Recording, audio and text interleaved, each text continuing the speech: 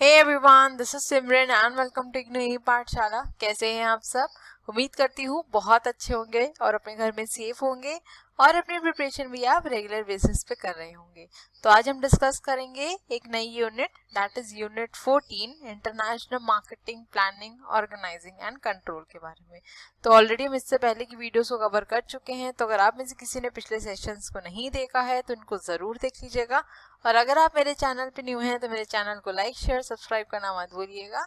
Bell icon को भी जरूर प्रेस कर दिएगा ताकि मैं जब भी वीडियोस को अपलोड करूं उसका नोटिफिकेशन आपके पास जरूर जाए। और अगर अभी तक आप में से किसी ने मेरे इंस्टाग्राम या टेलीग्राम चैनल को फॉलो नहीं किया है तो उसको जरूर फॉलो कर लीजिएगा, क्योंकि इग्नोर से रिलेटेड जो भी अपडेट्स रहती हैं यहाँ पे मैं रेगुलरली पोस्ट करती रहती हूँ और जो भी पीडीएफ्स रहती हैं वो मैं टेलीग्राम चैनल पे ही देती हूँ। तो इग्नोर स्क्वाड को भी सब्सक्राइब करना मत भूलिएगा।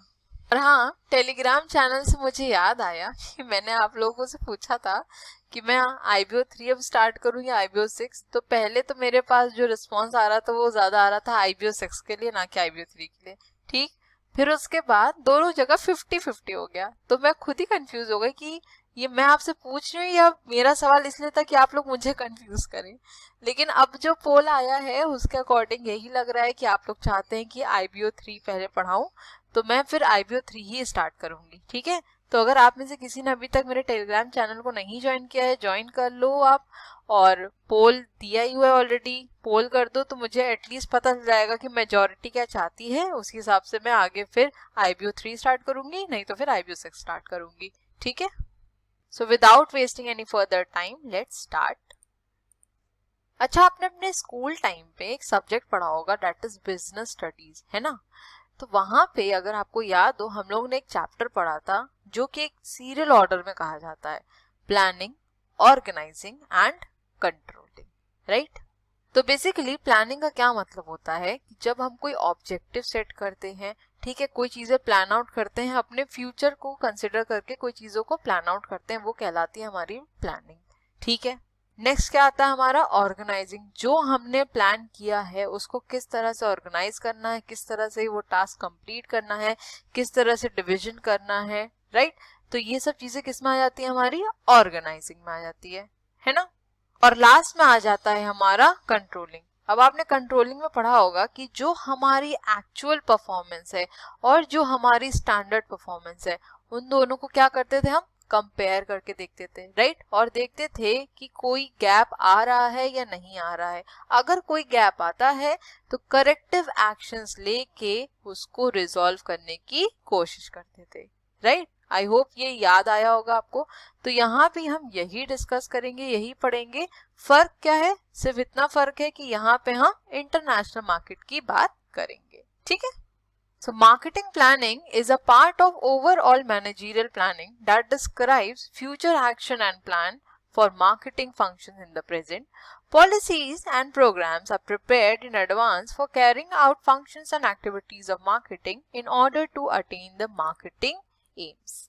तो यहाँ पे भी यही पॉइंट बताया गया है कि प्लानिंग में बेसिकली क्या किया जाता है, हम अपने ऑब्जेक्टिव्स को सेट करते हैं, हमारा फ्यूचर एक्शन क्या होने वाला है, हमारी पॉलिसीज, हमारे प्रोग्राम्स किस तरह से हमें फ्रेम करने हैं, ये सब हम किस में करते हैं? हमारी प्लानिंग में करते हैं, right? So the American Association has defined the marketing planning as marketing planning is the work of setting up objectives for marketing activity and of determining and scheduling the steps necessary to achieve such objectives. Marketing planning is done by marketing department. Various subdivisions or sections under the marketing department submit their proposal to the marketing department, and then the marketing department prepares the plan for the whole marketing division. देखिए, basically यहाँ पे यही बताया है कि marketing planning क्या होती है। मैंने आपको प्लानिंग के बारे में बता दिया, और वही प्लानिंग अगर हम मार्केट के बेसिस पे कंसिडर करें, मार्केट में लगाएंगे, तो वही क्या कहलाती है? हमारी मार्केटिंग प्लानिंग की किस तरह हमें अपने ऑब्जेक्टिव्स को सेट करना है, क्या पॉलिसीज होनी चाहिए, क्या प्रोग्राम्स होने चाहिए, और क्या स्टेप्स हमें फॉलो करने की जरूरत है ताकि हम अपने ऑब्जेक्टिव को अचीव कर सके। यही क्या कहला रहा है? मार्केटिंग प्लानिंग, इसी को कहते हैं। ठीक है, ये बहुत ही ऑब्वियस सी बात है कि जो मार्केटिंग प्लानिंग होगी वो कौन करेगा? मार्केटिंग डिपार्टमेंट ही करेगा, है ना। तो उसके जो सब डिविजन्स होते हैं या सेक्शंस होते हैं या सब डिपार्टमेंट्स होते हैं वो अपने प्रपोजल सबमिट करते हैं मार्केटिंग डिपार्टमेंट को, और मार्केटिंग डिपार्टमेंट उसके अकॉर्डिंग प्लान आउट करता है सारी चीजों को, और उसके बाद ही एक प्रॉपर मार्केटिंग प्लान बनता है। ठीक है, चलिए नेक्स्ट देख लेते हैं। नेक्स्ट डिस्कस करते हैं framework for international marketing planning. So a marketing plan consist of following steps. पहला पॉइंट क्या है? Diagnosis of the situation, that is situation analysis. तो देखिए हम क्या डिस्कस कर रहे हैं, इंटरनेशनल मार्केटिंग के बारे में डिस्कस कर रहे हैं, राइट। तो जो भी हमारी मार्केटिंग स्ट्रैटेजीज होंगी, चाहे वो प्लानिंग को लेके हो, ऑर्गेनाइजिंग को लेके हो, कंट्रोलिंग को लेके हो, वो डिफर करेगी कंट्री टू कंट्री, राइट। अगर मैं डोमेस्टिक मार्केट की बात करूं और इंटरनेशनल मार्केट की बात करूं तो दोनों में काफी ज्यादा डिफरेंस होता है ना। और जब हमारी मार्केट में ही डिफरेंसेस है तो कहीं ना कहीं जो इसकी सिचुएशन है उसमें भी तो डिफरेंस आएगा ही आएगा, है ना। तो सबसे पहले हमें यही आइडेंटिफाई करने की जरूरत है, डायग्नोज करने की जरूरत है कि पर्टिकुलर मार्केट की सिचुएशन कैसी है। ठीक है, नेक्स्ट पॉइंट क्या बोल रहा है? स्वॉट analysis. Now what do you mean by the word स्वॉट? मेरे ख्याल से आप सब ने पढ़ा भी होगा और आप सब कॉमर्स के स्टूडेंट हैं तो आप जानते भी होंगे। अगर कोई ऐसा है जो नहीं जानता है तो मैं बता दूं उसका फुल फॉर्म क्या होता है। बेसिकली स्वॉट means S for strength, W for weakness, O for opportunity and T for threat. Okay, किसी भी फर्म को अगर मार्केट में आगे बढ़ना है, चाहे वो डोमेस्टिक मार्केट हो आपकी और चाहे वो इंटरनेशनल मार्केट हो, स्वॉट एनालिसिस बहुत ज्यादा इंपॉर्टेंट होता है ना। क्योंकि आपको ये पता होना चाहिए कि आपकी कंपनी की क्या स्ट्रेंथ है, क्या वीकनेस है, मार्केट में किस तरह की अपॉर्चुनिटीज है और कंपनी किस तरह से उन अपॉर्चुनिटीज का ज्यादा फायदा उठा सकती है, कंपनी किस तरह ज्यादा ग्रो कर सकती है।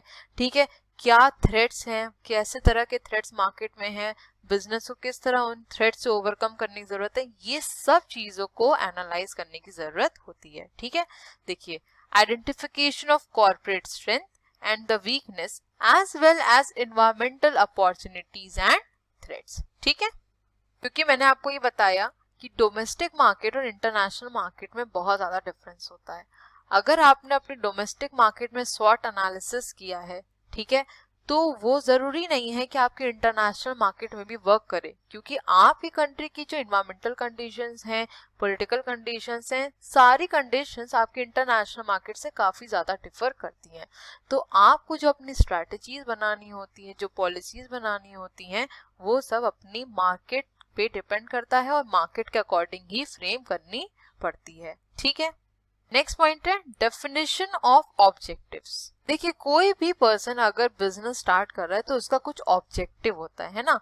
और बोला भी जाता है ये है कि अगर आपका ऑब्जेक्टिव क्लियर है तो आप अपनी प्लानिंग और अपनी स्ट्रैटेजीज को अकॉर्डिंगली फ्रेम कर सकते हैं। लेकिन अगर आपके ऑब्जेक्टिव्स ही नहीं क्लियर हैं तो आप कभी भी एक अच्छी पॉलिसी या फिर मैं कहूँ एक अच्छी मार्केटिंग स्ट्रैटेजी को फ्रेम नहीं कर सकते। तो यहाँ पे ऑब्जेक्टिव का क्लियर होना बहुत ज्यादा जरूरी होता है, चाहे हम इंटरनेशनल मार्केट की बात करें और चाहे हम डोमेस्टिक मार्केट की बात करें। ठीक, नेक्स्ट पॉइंट है estimation of sales, cost and profits. देखिए कोई भी बिजनेस का मेन ऑब्जेक्टिव क्या होता है? प्रॉफिट्स को अपने जनरेट करना, प्रॉफिट्स इंक्रीज करना, अपनी सेल्स को बढ़ाना और अपनी कॉस्ट को रिड्यूस करना, है ना। और कोई भी बिजनेस फर्म अगर किसी मार्केट में एंट्री लेती है, मार्केट एंटर करती है, तो वो इन सब चीजों को पहले कंसिडर करती है, उसके बाद ही कोई मार्केट में एंट्री लेती है, राइट। अब ऐसा हो सकता है कि वो जो प्रोडक्ट अपने डोमेस्टिक मार्केट में सेल कर रही है वहां पे उसकी कॉस्ट कम पड़ रही है, लेकिन वही प्रोडक्ट अगर इंटरनेशनल मार्केट में सेल करने जा रही है तो वहां पे कॉस्ट ज्यादा पड़ रही है, तो वो उस पर्टिकुलर मार्केट में एंट्री लेने की नहीं सोचेगी, राइट। क्योंकि वहां पे तो उसकी कॉस्ट ज्यादा लग रही है, उसको पता है कि वो इतना ज्यादा प्रॉफिट नहीं कमा पाएगी, उतने ज्यादा सेल्स को नहीं जनरेट कर पाएगी, राइट।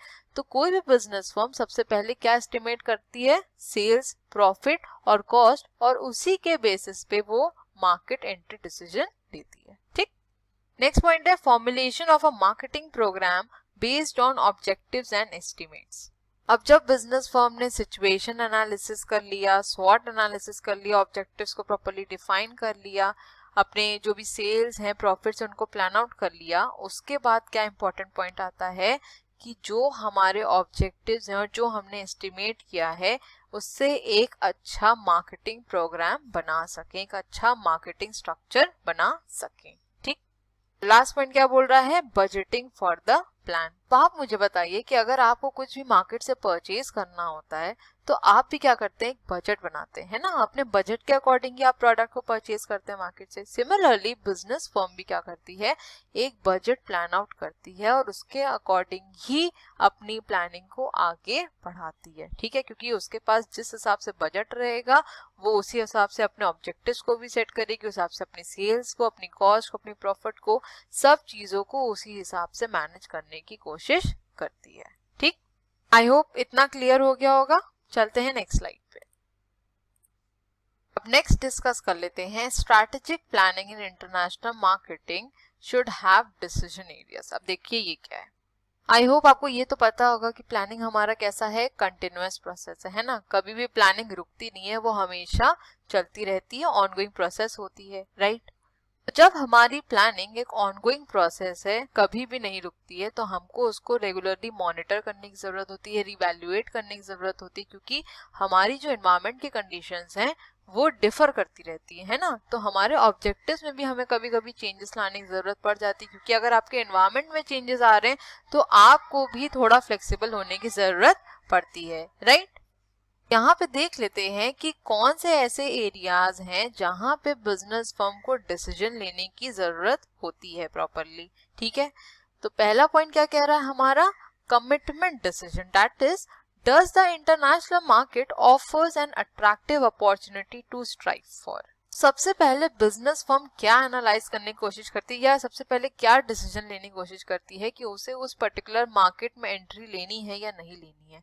क्योंकि अगर वो मार्केट अट्रैक्टिव अपॉर्चुनिटीज ऑफर कर रही है तभी बिजनेस फर्म उस पर्टिकुलर मार्केट में एंट्री लेने की सोचेगा, वरना नहीं सोचेगा। तो सबसे पहले क्या आ गया हमारा, कमिटमेंट डिसीजन, कि मार्केट कितना ज्यादा कमिटमेंट दे सकती है किसी भी बिजनेस फर्म को। ठीक, नेक्स्ट पॉइंट है area of operation decision, that is which country or countries are most attractive alternatives as potential target markets। तो चलिए ये तो हमने डिसाइड कर लिया कि हमें किस मार्केट में एंट्री लेनी है, जो मार्केट हमें ज्यादा अपॉर्चुनिटी प्रोवाइड करेगी उसी मार्केट में बिजनेस फर्म एंट्री लेगा। ठीक, नेक्स्ट इंपॉर्टेंट डिसीजन क्या लेना है कि उस पर्टिकुलर इंटरनेशनल मार्केट में किस कंट्री या कंट्रीज को बिजनेस फर्म टारगेट करना चाहती है।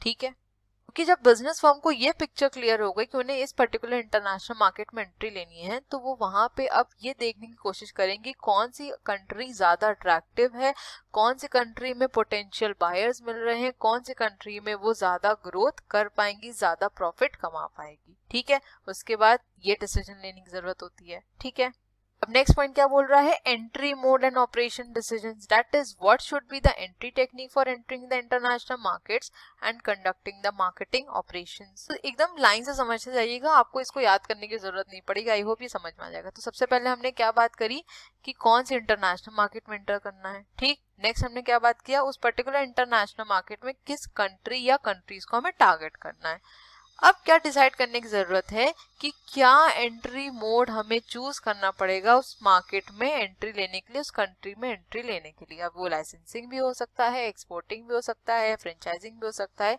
मैंने आपको ये पढ़ाए भी है ना। तो ऐसे कई एंट्री मोड्स है जिनके through business firm international market में एंट्री ले सकती है। तो ये डिसाइड करना, और उसके बाद क्या डिसाइड करना है कि हमें कौन से मार्केटिंग ऑपरेशंस या अपने मार्केटिंग ऑपरेशंस को किस तरह से आगे लेके जाना है।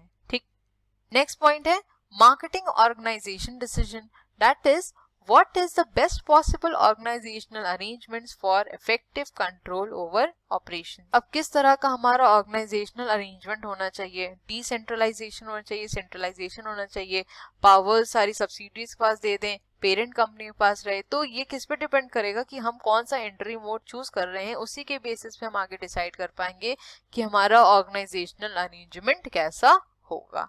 ठीक है, और लास्ट पॉइंट क्या बोल रहा है, marketing mix decision, that is what should be the combination of marketing mix elements. सबसे लास्ट में क्या डिसीजन लेना है कि कौन से मार्केटिंग मिक्स एलिमेंट्स को हमें यूज करने की जरूरत है। सेल्स प्रमोशन यूज करना है, पब्लिसिटी यूज करना है, एडवर्टीजमेंट यूज करना है, और भी जितने तरह के हमारे मार्केटिंग मिक्स एलिमेंट्स होते हैं किसे यूज करना है या किसके कॉम्बिनेशन को यूज करने की जरूरत होगी।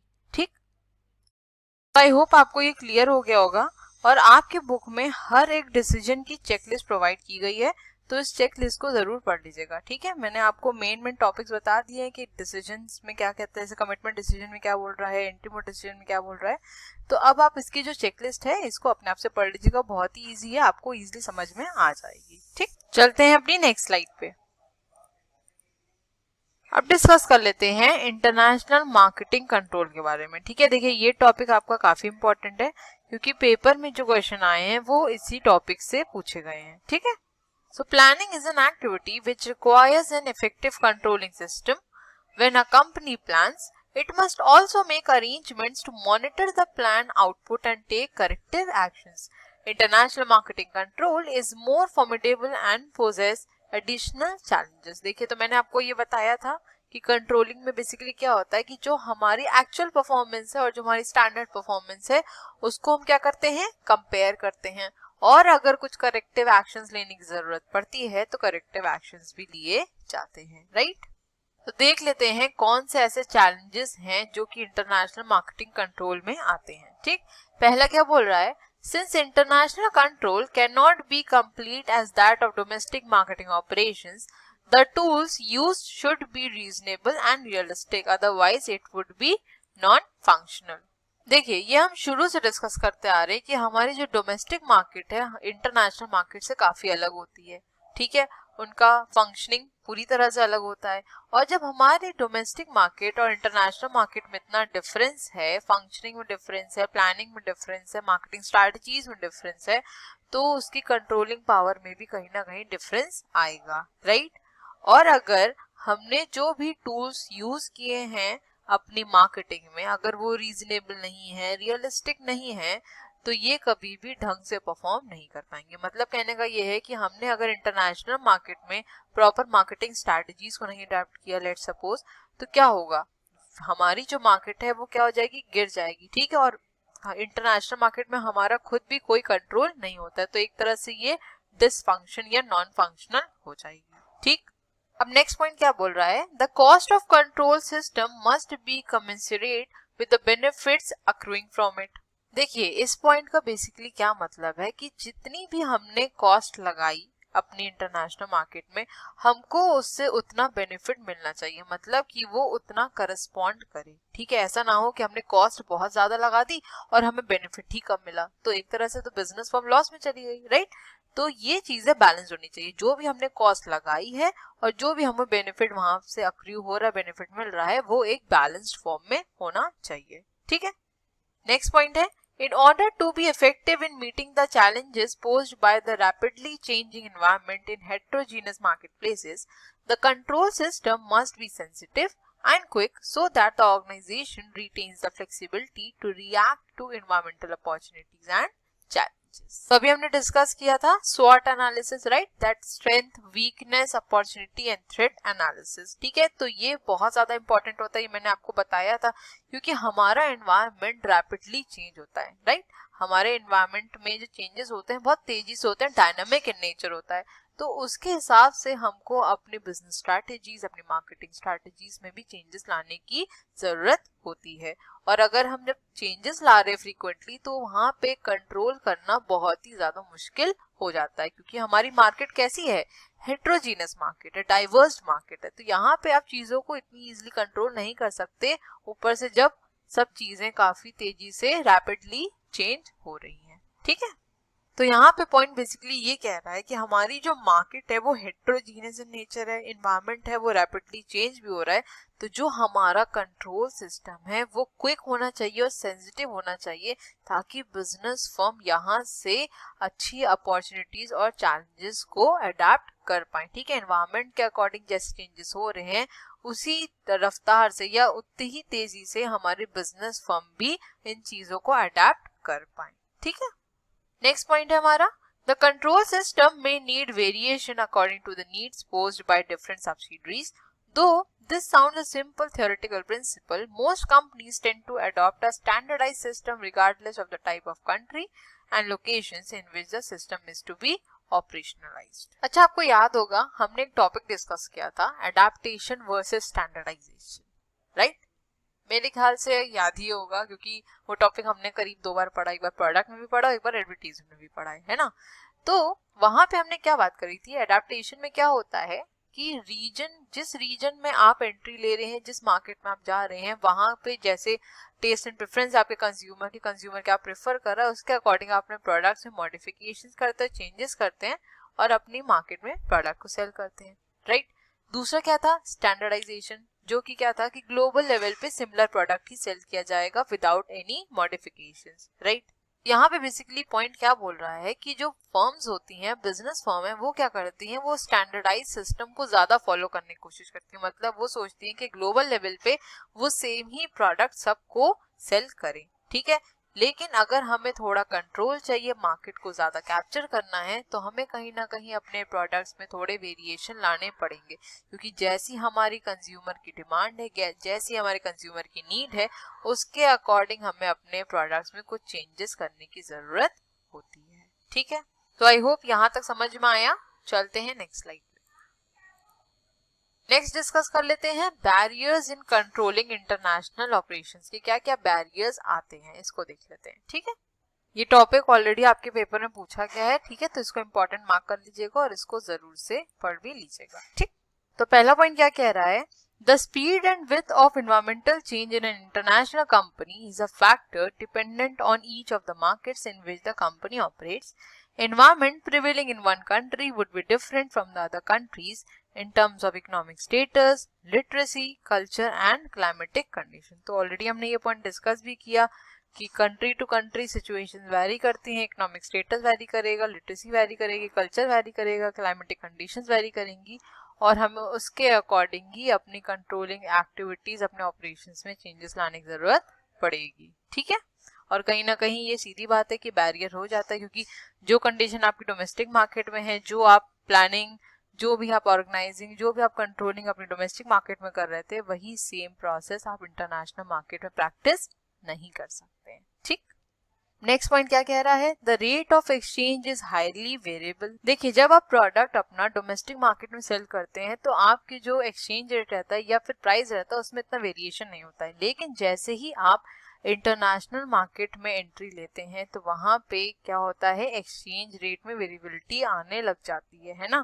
क्योंकि जो हमारा एक्सचेंज रेट है वो कैसा रहता है, फ्लेक्सिबल नेचर रहता है, डिमांड सप्लाई पर डिपेंड करता है, ठीक? तो कोई प्रोडक्ट हो सकता है आपके मार्केट में सस्ता हो, लेकिन जब आप इंटरनेशनल मार्केट में उस प्रोडक्ट को सेल करने जाएं तो वो महंगा पड़े आपको, ठीक है? तो ये भी कहीं ना कहीं एक बैरियर हो जाता है, ओके? नेक्स्ट पॉइंट है, the heterogeneity of environmental challenges make the task controlling difficult. तो ये पॉइंट भी अभी हमने डिस्कस किया था कि हमारी मार्केट कैसी है, हेट्रोजीनियस इन नेचर, और जब मार्केट आपकी हेट्रोजीनियस इन नेचर है तो वहां पे जो कंट्रोलिंग टास्क है वो काफी डिफिकल्ट हो जाता है, राइट?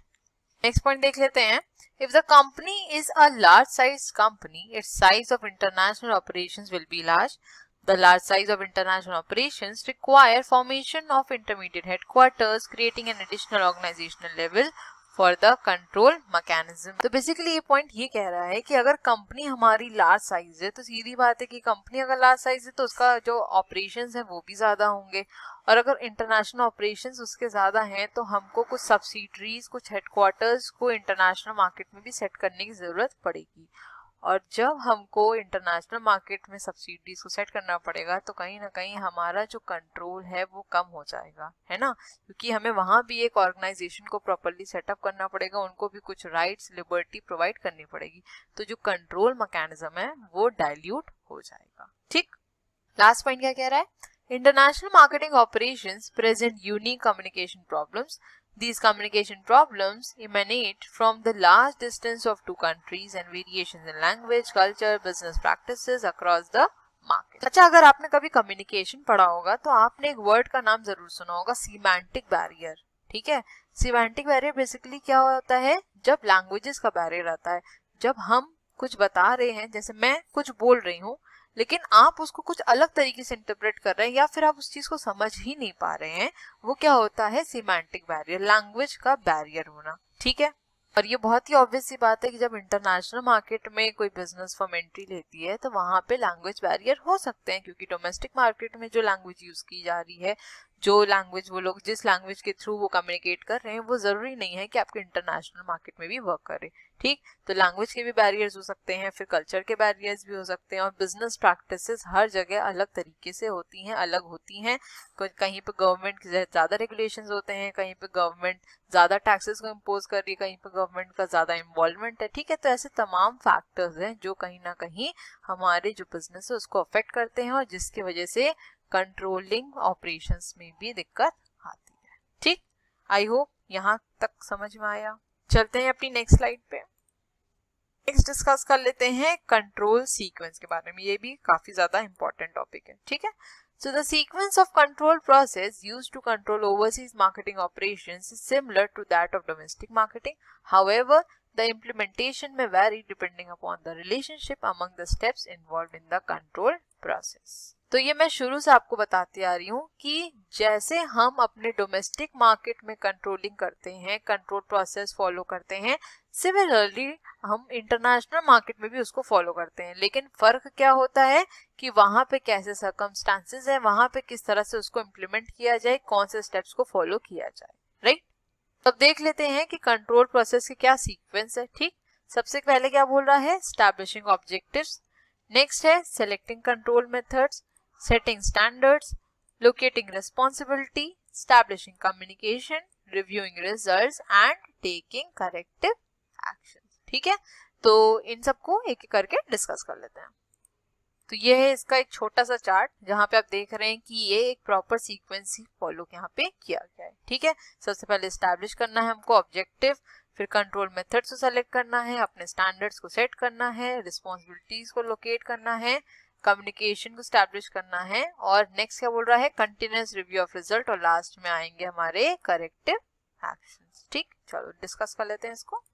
तो सबसे पहले क्या है हमारा, एस्टैब्लिशिंग ऑब्जेक्टिव्स। देखिए, हर पर्सन का अपना अलग ऑब्जेक्टिव होता है। ठीक है, अब अगर आप मेरी वीडियोस को देख रहे हैं तो आपका क्या ऑब्जेक्टिव होगा कि आपको अपने एग्जामिनेशन में अच्छे मार्क्स मिल पाए, है ना, तभी तो आप मेरे वीडियोस को देख रहे हैं। राइट, सिमिलरली जो हमारे कंपनीज होती हैं वो भी अगर इंटरनेशनल मार्केट में एंट्री करने की सोचती हैं तो उनका भी कुछ ऑब्जेक्टिव होता है ना, कुछ मकसद होता है कि वो क्यों इंटरनेशनल मार्केट में एंट्री लेना चाहती हैं। ठीक, अब इनके जो ऑब्जेक्टिव्स हैं वो लॉन्ग रन भी होते हैं और शॉर्ट रन भी होते हैं। ठीक है, तो बिजनेस फर्म को ये क्रिस्टल क्लियर होना चाहिए कि उनके ऑब्जेक्टिव्स क्या हैं, उन्हें क्या अचीव करना है, उनके लॉन्ग रन में ऑब्जेक्टिव क्या है, उनके शॉर्ट रन में ऑब्जेक्टिव क्या है, किस तरह से उनको ये सब चीजें अचीव करनी है। ठीक है, क्योंकि देखिए, अगर बिजनेस फर्म यही नहीं डिफाइन कर पाएगी या यही नहीं बता पाएगी कि उनका क्या ऑब्जेक्टिव है, क्या मोटो है, किस वजह से वो मार्केट में आई है, चाहे वो डोमेस्टिक मार्केट हो चाहे वो इंटरनेशनल मार्केट हो, तो वो कभी भी अपने ऑब्जेक्टिव को फुलफिल नहीं कर पाएंगे। ठीक है, तो उनको एक्सप्लिसिटली अपने ऑब्जेक्टिव को डिफाइन करने की जरूरत होती है। ठीक, नेक्स्ट पॉइंट देख लेते हैं। नेक्स्ट स्टेप क्या बोल रहा है, सेलेक्टिंग कंट्रोल मेथड्स। अब देखिए, इंटरनेशनल मार्केट में कंट्रोलिंग एक्टिविटीज दो तरीके से परफॉर्म की जाती है, दो मेथड्स होते हैं उसके। ठीक है, एक होता है हमारा डायरेक्ट मेथड और एक होता है हमारा इनडायरेक्ट मेथड। डायरेक्ट मेथड में क्या क्या आते हैं, हमारे कॉन्ट्रैक्चुअल अरेंजमेंट्स आते हैं और इक्विटी शेयरिंग आती है। देखिए, अगर कोई बिजनेस फर्म कॉन्ट्रैक्चुअल बेसिस पे काम करवाती है तो वहां पे वो इजीली उसको कंट्रोल कर सकती है, या फिर हम डायरेक्टली उस कंपनी के शेयर्स खरीद लें, क्योंकि आपको ये पता होगा ना कि अगर हम किसी कंपनी के शेयर्स को परचेज कर लेते हैं तो हम क्या बन जाते हैं, उस कंपनी के ओनर बन जाते हैं, है ना, तो कहीं ना कहीं हमारा कंट्रोल होता है क्योंकि हमारे पास वोटिंग राइट्स भी रहती हैं। ठीक, तो यहाँ पे जो कंट्रोलिंग प्रैक्टिस है वो ज्यादा अच्छी हो सकती है, ज्यादा एफिशिएंट हो सकती है, क्योंकि ये कैसा है, डायरेक्ट कंट्रोल मेथड है। ठीक है, तो वहीं अगर मैं इनडायरेक्ट कंट्रोल मेथड्स की बात करूं तो इसमें क्या क्या आ जाता है, हमारा कम्युनिकेशन और कंपटीशन। देखिए, इनडायरेक्ट कंट्रोल मेथड की हुआ सीधी सी बात है, कंपटीशन को आप डायरेक्टली तो कंट्रोल कर नहीं सकते, है ना, अपने कॉम्पिटिटर को क्या आप डायरेक्टली कंट्रोल कर सकते हैं, नहीं कर सकते। इनडायरेक्टली कैसे कंट्रोल कर सकते हैं, आप उससे अच्छा प्रोडक्ट मार्केट में इंट्रोड्यूस करिए, ठीक है, अच्छी सर्विस प्रोवाइड करिए अपने कंज्यूमर्स को, तो सीधी बात है आपका कंज्यूमर आपके प्रोडक्ट की तरफ ऑटोमेटिकली अट्रैक्ट हो जाएगा, और जब कंज्यूमर अट्रैक्ट हो जाएगा तो आपका जो कॉम्पिटिटर है उसका जो मार्केट शेयर है वो धीरे धीरे गिरने लग जाएगा, है ना। और जब उसका मार्केट शेयर धीरे धीरे गिरने लग जाएगा तो आपके पास कंट्रोल ज्यादा आ जाएगा, ठीक है। So organizations vary in the extent and degree of control regardless of the methods of control used. I hope यहाँ तक समझ में आया। While contractual arrangements represent a mechanism for direct control, their existence does not automatically generate control. Quota provision and license requirements therefore are applied by international marketers in the contractual arrangements to facilitate direct control. When the parent company participates in the policy making or administration of its foreign subsidiaries, more effective control is ensured. Similarly, ownership participation enables the parent company to exercise closer control on international operations. ठीक है, तो मैंने आपको भी यही point समझाया जो यहाँ पे पूरा लिखा हुआ है, ठीक। आई होप यहाँ तक समझ में आया। चलते हैं नेक्स्ट स्लाइड पे। नेक्स्ट स्टेप क्या बोल रहा है, setting standards. So depending upon the objectives to be achieved, standards of performance are used to evaluate performance of operating units. The performance standards can be in relation to profits, sales volume, channel performance, achieving and gaining market share and other such measures deemed relevant. तो अब जब business firm ने अपने objectives को establish कर लिया, ये भी डिसाइड कर लिया कि कौन से कंट्रोल मेथड्स को उन्हें यूज करना है, नेक्स्ट जो स्टेप आता है हमारा वो आता है अपने स्टैंडर्ड्स को सेट करना, ठीक है। अपने ऑब्जेक्टिव्स के अकॉर्डिंग स्टैंडर्ड्स को सेट किया जाता है। अब ये स्टैंडर्ड्स कैसे भी हो सकते हैं, प्रॉफिट के रिलेशन में हो सकते हैं, सेल्स वॉल्यूम के रिलेशन में हो सकते हैं, चैनल परफॉर्मेंस के बेसिस पे हो सकते हैं, मार्केट शेयर को किस तरह से अचीव किया जाए, किस तरह से गेन किया जाए, इनसे रिलेटेड भी स्टैंडर्ड्स हो सकते हैं, ठीक। Revenue and expense budgets both form part of standards set for international operations. There may be tendency on the part of some companies to understate expenses and overstate revenue. देखिए यहाँ पे क्या बोल रहा है कि हम रेवेन्यू और एक्सपेंस के बजट को भी अपने स्टैंडर्ड्स के अंदर शामिल कर सकते हैं। अगर हम कोई स्टैंडर्ड को सेट कर रहे हैं तो रेवेन्यू बजट और एक्सपेंसेस बजट को कंसिडर कर सकते हैं। लेकिन कुछ कंपनीज ऐसी होती हैं जो कि अपने एक्सपेंसेस को कम दिखाती हैं और अपने रेवेन्यू को ज़्यादा दिखाती हैं, ठीक है। ये क्यों दिखाती है मेरे ख्याल से आप समझ ही गए होंगे, ताकि जो कंपनीज हैं और जो कॉम्पिटिटर्स हैं उनको क्या लगे कि इस पर्टिकुलर कंपनी का मार्केट शेयर ज़्यादा है और ज़्यादा रेवेन्यू कमा रही है, ज़्यादा प्रॉफिट कमा रही है, ठीक है। So it is advisable that the country specific research and analysis of budget estimate proceeds formation of these standards. तो अगर ऐसा किया जाता है तो प्रॉपरली रिसर्च और एनालिसिस होना चाहिए उस पर्टिकुलर बजट का, उसके अकॉर्डिंग ही स्टैंडर्ड्स को सेट किया जाना चाहिए, ठीक। In order to provide for an overall control system, standards should be set at all levels of operations. These standards should be continuously reviewed to ensure realism and consistency with the objective. यहाँ पे कहने का सीधा सीधा मतलब ये है कि अगर हम कोई स्टैंडर्ड को सेट कर रहे हैं तो पहली बात तो ये कि वो हमारे ऑब्जेक्टिव से रिलेटेड होना चाहिए। हमारे ऑब्जेक्टिव को फुलफिल करने के लिए हमें ऐसा स्टैंडर्ड सेट करना चाहिए, चाहे वो हमारे प्रॉफिट के कॉन्टेक्स्ट में हो, सेल्स के कॉन्टेक्स्ट में हो, चाहे मार्केट शेयर को कैप्चर करने के कॉन्टेक्स्ट में हो, ठीक। नेक्स्ट क्या बोल रहा है कि हम रेवेन्यू और एक्सपेंसेस दोनों के बजट को कंसिडर कर सकते हैं जब भी हम अपने स्टैंडर्ड्स को फॉर्म करें। और एडवाइसेबल क्या होता है या आइडियल क्या होता है कि हम हर एक लेवल ऑफ ऑपरेशन पे स्टैंडर्ड्स को सेट करें। उससे क्या होगा, जब हम हर एक लेवल के ऑपरेशंस पे अगर स्टैंडर्ड्स को सेट करेंगे उससे हमें एक्चुअल परफॉर्मेंस के बारे में ज़्यादा अच्छे से पता चल पाएगा, ठीक है। जैसे कि आप मुझे बताइए, अगर मैं आपको IBO 2 जैसे पढ़ा रही हूँ, ठीक है, और मैं पर्टिकुलर ब्लॉक को कंसिडर करूँ और उसमें जो टॉपिक्स हैं वो आपको बताऊँ कि कौन से टॉपिक ज़्यादा इंपॉर्टेंट है, किस पे आपको ज़्यादा ध्यान देने की ज़रूरत है, वो ज़्यादा इफेक्टिव होगा कि मैं पूरा IBO 2 कवर कर लूँ उसके बाद आपको बता दूँ कि हाँ ये टॉपिक्स पढ़ लो। तो आप क्या बोलोगे कि ब्लॉक वाइज, है ना, क्योंकि आपको एक तरह से कहूँ तो हर एक लेवल पे इम्पोर्टेंट टॉपिक्स मिल रहे हैं, हर एक लेवल पे आपको समझ में आ रहा है कि आपको कौन सी चीज़ें कहाँ से कवर करने की ज़रूरत है, ठीक है। तो यहाँ पे बिजनेस फॉर्म्स के साथ भी सेम ही सिचुएशन होती है। हर एक लेवल पे अगर हम प्रॉपरली स्टैंडर्ड्स को सेट कर देते हैं तो आगे हमको अपने ऑब्जेक्टिव को अचीव करने में दिक्कत भी नहीं होती है और जो हमारी परफॉर्मेंस है उसमें भी इन्हांसमेंट हो सकता है। क्योंकि अगर एक पर्टिकुलर लेवल पे हमारे स्टैंडर्ड्स शॉर्टफॉल कर रहे हैं, गिर रहे हैं, ठीक है, या फिर स्टैंडर्ड के अकॉर्डिंग हमारी परफॉर्मेंस नहीं है, तो हम उसको वहीं के वहीं रेक्टिफाई कर सकते हैं। ठीक, आई होप ये क्लियर हुआ। चलते हैं नेक्स्ट स्लाइड पे। नेक्स्ट पॉइंट क्या बोल रहा है, locating responsibility. Controlling of international operations is of no use unless ultimate responsibility is located. Due to complexity of international organizations, it is very difficult to locate responsibility. As far as possible, the primary responsibility for control should be located with one person. This will facilitate centralized action and coordination. यहाँ पे locating responsibilities basically देखिए किस context में बात कर रहा है। यहाँ पे बोल रहा है कि प्रॉपर कोऑर्डिनेशन होना चाहिए हमारी पेरेंट कंपनी और हमारी फॉरेन सब्सिडरीज के बीच में, ठीक है, क्योंकि हम किसकी बात कर रहे हैं, इंटरनेशनल मार्केट की बात कर रहे हैं, राइट। तो अगर दोनों के बीच में प्रॉपर कोऑर्डिनेशन नहीं होगा, कंजीनल एनवायरनमेंट नहीं बनेगा, तो हम रिस्पॉन्सिबिलिटीज को प्रॉपरली रीएलोकेट नहीं कर सकते, प्रॉपरली रिस्पॉन्सिबिलिटीज को बांट नहीं पाएंगे, ठीक है।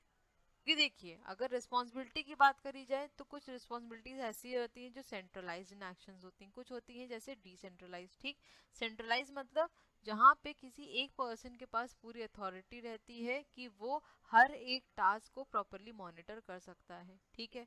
वहीं डिसेंट्रलाइज की बात करी जाए तो वो कैसी रहती है, जब आप अपनी जो रिस्पॉन्सिबिलिटी, अपने जो टास्क हैं वो अपने पर्सन के बीच में, अपने लोगों के बीच में जब उसको इजिली डिवाइड कर देते हैं, ठीक है। अगर हमें सेंट्रलाइज एक्शन परफॉर्म करना है तो हमें अथॉरिटी या रिस्पॉन्सिबिलिटी सिर्फ एक पर्टिकुलर पर्सन को देनी होगी, लेकिन वहीं अगर हमें डिसेंट्रलाइज एक्शन को परफॉर्म करना है तो वहां पे हमें रिस्पॉन्सिबिलिटीज को प्रॉपरली डिवाइड करने की जरूरत पड़ेगी, ठीक है। चलते हैं नेक्स्ट पॉइंट पे। नेक्स्ट बोल रहा है establishing communication. International marketing requires a formalised and defined system of communication. There is no scope for informal communication to support formal communication. Communication system facilitates collection of information. Following tools are used for collecting information, that is your company records, periodic inquiries and field audits. अब जो next step आता है वो क्या है, हमारा communication को properly establish करना। यहाँ पे जो हमारा कम्युनिकेशन होना चाहिए वो कैसा होना चाहिए, एक फॉर्मलाइज्ड और एक डिफाइंड सिस्टम होना चाहिए, ठीक है, एक सिस्टमैटिक वे में हमारा कम्युनिकेशन होना चाहिए, ठीक। इनफॉर्मल कम्युनिकेशन को हम यहाँ प्रैक्टिस नहीं कर सकते। अब मेरे ख्याल से आपको डिफरेंस पता ही होगा फॉर्मल कम्युनिकेशन और इनफॉर्मल में। इनफॉर्मल मतलब हो गया जैसे ग्रेप वाइन, ठीक है, जैसे आप रेगुलर चिट चैट करते हैं, गॉसिप करते हैं, वो कैसा होता है हमारा इनफॉर्मल कम्युनिकेशन। वहीं अगर फॉर्मल कम्युनिकेशन की बात करी जाए तो वो एक सिस्टम के थ्रू, एक सिस्टमैटिक प्रोसीजर के थ्रू ही वर्क करता है, ठीक है। कम्युनिकेशन हर जगह बहुत ही मेजर रोल प्ले करता है और अगर हम यहाँ पे बात करें तो कम्युनिकेशन हमें हेल्प करेगा कि हम इजीली इंफॉर्मेशन को कलेक्ट कर सकें। मार्केट की प्रॉपरली रिसर्च आप कैसे कर पाएंगे जब तक कम्युनिकेशन नहीं होगा, राइट। तो कम्युनिकेशन इसलिए बहुत ज़्यादा इंपॉर्टेंट होता है। और अगर आपको डेटा को कलेक्ट करना है, इंफॉर्मेशन को कलेक्ट करना है, तो आप कहाँ से कलेक्ट कर सकते हैं, कंपनी के रिकॉर्ड से कर सकते हैं, ठीक है, पीरियोडिक इंक्वायरीज कर सकते हैं और फील्ड ऑडिट्स के थ्रू भी रिकॉर्ड्स को गैदर कर सकते हैं, ठीक। चलते हैं नेक्स्ट पॉइंट पे। नेक्स्ट क्या बोल रहा है, reviewing the results. The next step of control process is the review of operating results which involves comparison of actual performance with the planned performance, ठीक है। और लास्ट पॉइंट है हमारा टेकिंग करेक्टिव एक्शंस.